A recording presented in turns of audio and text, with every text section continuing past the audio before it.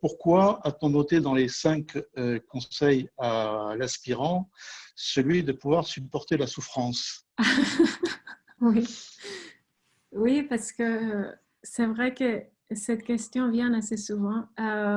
Parce que même si on peut penser que la pratique de la calligraphie est, on peut avoir une notion un petit peu romantique, non? D'être avec son calame, son encre, tout ça.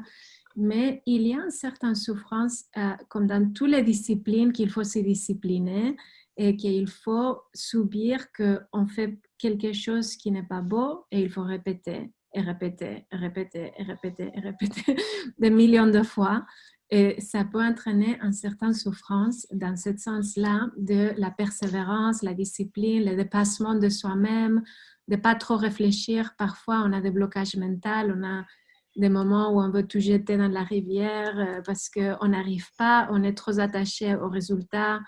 Il faut oublier, ça veut dire, je n'ai pas écrit une phrase pendant, je veux voir, 4 ans que je fais juste des liaisons de lettres et je n'ai même pas écrit un mot, bon, à part de Rabbi Yasser, je n'ai pas écrit ni un mot, ni une phrase, ni rien du tout qui pouvait être un résultat final. Alors, c'est pour cela qu'on dit qu'il faut vraiment cultiver cet amour.